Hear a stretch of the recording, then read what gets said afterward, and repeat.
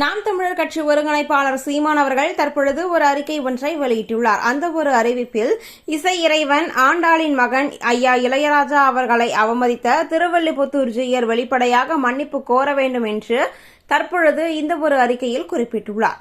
திருவல்லிபுத்தூர் ஆண்டாள் கோவிலுக்குள் வழிபாடு செய்ய சென்ற ஐயா இளையராஜா அவர்களை கருவறைக்கு முன்பிருந்த மண்டபத்திலிருந்து வெளியேற்றி அவமதித்திருப்பது கடும் கண்டனத்திற்கு உரியதாகும். தமிழின மூதாதை எங்கள் குலமகள் ஆண்டாள் பெருமாட்டியை வழிபட செய்ய ஐயா இளையராஜா அவர்களை அவமரியாதை செய்த திருவல்லிபுத்தூர் ஜீயரின் செயல்பாடு ஒட்டுமொத்த தமிழர்களின் தன்மானத்தை தாழ்த்தும் கொடுஞ்செயலாகும். இதனை இனமான தமிழர்கள் ஒருபொழுதும் ஏற்கவோ அனுமதிக்கவோ மாட்டார்கள்.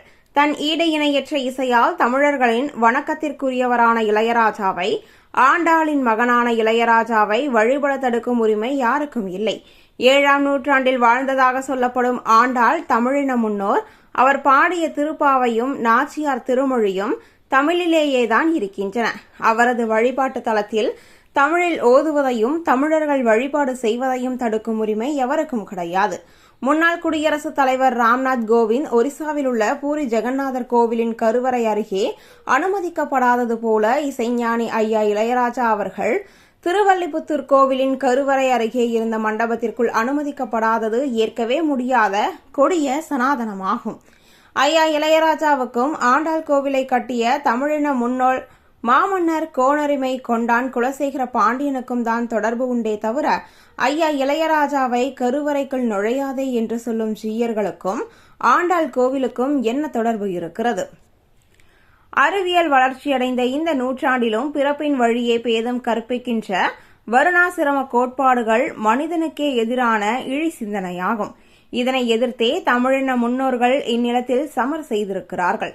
சமய புரட்சி செய்த எங்கள் முன்னோர்கள் வள்ளலாரும் வைகுந்தரும் சிவவாக்கியரும் ஆன்மீகத்தோடு வர்ணாசிரம எதிர்ப்பையும் சேர்த்தே முன்வைத்திருக்கிறார்கள். சமயத்தோடு சமத்துவத்தையும் சேர்த்தே பேசியிருக்கிறார்கள்.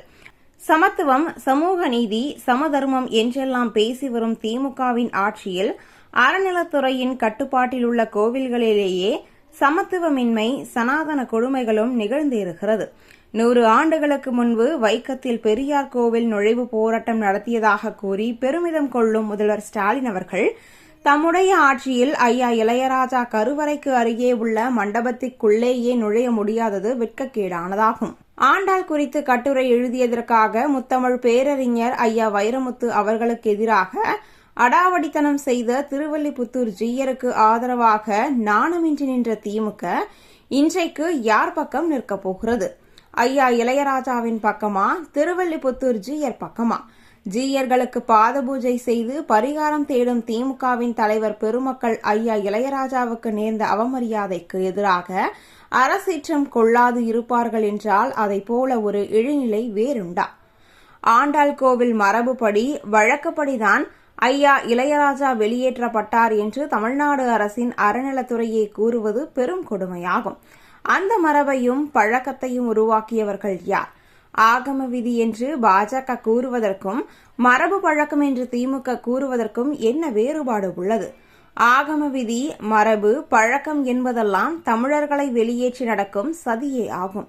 ஆண்டாள் கோவில் தமிழர்கள் அனைவருக்கும் சொந்தமானதே அன்றி ஐயா இளையராஜாவை வெளியேற சொல்பவர்களுக்கும் ஆண்டாள் கோவிலுக்கும் எந்த தொடர்பும் இல்லை. இசையாகவே வாழும் ஐயா இளையராஜா அவர்கள் கருவறைக்குள் நுழைவதை தடுப்பதை அந்த இறைவனை விரும்ப மாட்டார்.